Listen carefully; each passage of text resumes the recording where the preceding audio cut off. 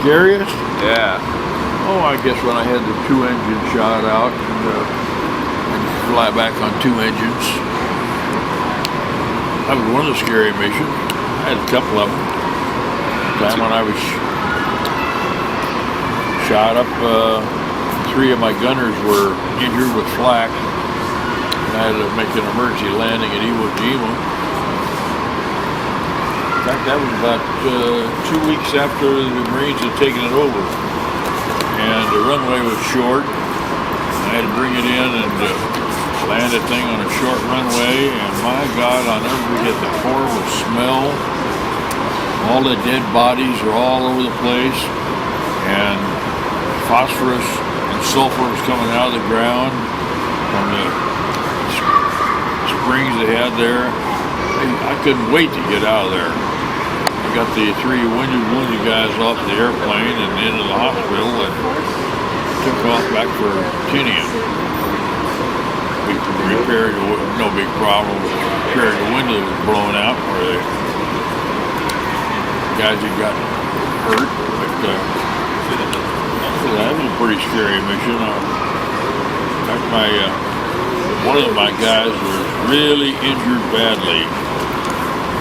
Had a head wound and was in a lot of pain. And, I couldn't use any narcotics on a head wound, even though we had narcotics on board. And I was trained on how to give it, but they told us not to use it for a head wound. So the chief gunner came up and said, "Jack, what do we do?" And I said, "Well, you used to fight, didn't you?" "Yeah." "Let's see if we can knock him out." He went back there and he cold cocked him. But that didn't last very long. Came back and said, "I do it again." "No," I said, "He might hurt his neck or something. Don't do it. Just sit on him. And I'll land at Iwo as soon as I can." So that's when I went into Iwo. He was out of pain. But they all recovered, got back to base and in about 3 weeks and flew the next mission. Wow. That was a hairy one. 2 engines that were shot out were on the same side? Well, that one was shot out over Tokyo, and I was losing oil out of the next one. I knew it was only a question of time to where I'd have to shut it down because otherwise it would catch on fire. So we went down as long as we could, and I'd shut it down. I had 2 engines out on one side.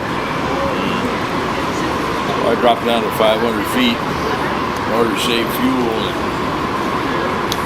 not put a lot of stress on the airplane. And flew that thing off. And also, I wanted to be down close to the submarines in case we had to ditch or bail out. I didn't want to do it from high altitude. So we flew back hours, and our radio was shot out too. I couldn't call base. We finally got back about 3 hours late, something like that. Landed on the runway, and I was taxiing back in. The 3rd engine conked out. No fuel. So I was taxiing in on 1 engine. That was a hairy accident. The other one was when I was upside down over Tokyo. That wasn't too bad. When they twisted the tail on the airplane. That's a big tail. It's not designed to fly upside down. When I hit that thermals, we were dropping bombs to burn out Tokyo. When I got there, a lot of other planes had been there first, and I didn't realize it, but so much heat had been generated. We were going in at 8,000 feet low. We hadn't any more dropped our bombs, closed the bomb bay doors, and bang, I hit that damn thing and it flipped us right upside down. And I couldn't see out because all the smoke and grease and everything else all over the airplane just covered it. I was not a good instrument pilot, didn't worry me, so I just climbed on out. And I knew it wasn't flying right though. I just flipped on autopilot. We headed back for base. Flying kind of like this though. I knew something was wrong. We finally got back to base. Went back to look at it, and the whole vertical stabilizer was twisted from being upside down. And all that with forces. So I got a new airplane.